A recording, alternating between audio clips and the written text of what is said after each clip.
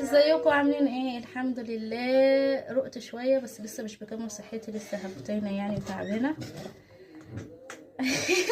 يوسف، بصوا المفاجاه.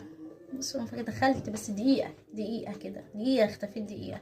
ابني حبيبي نصيبه من نصايب، اقسم بالله على على النار. جيت لقيتها، بص النهارده ما فيش. اهي كانت كبده مع قوانص مع البصل، وحاطه لها توابل وكان ريحتها تحفه. هاتي ايه؟ محروقه خلاص. معلش محروقه، باظت اعمل ايه؟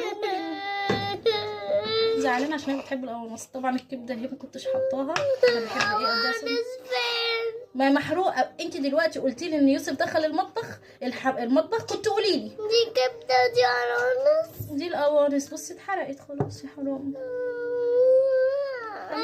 لا ما ينفعش محروقه، غلط عليك كده.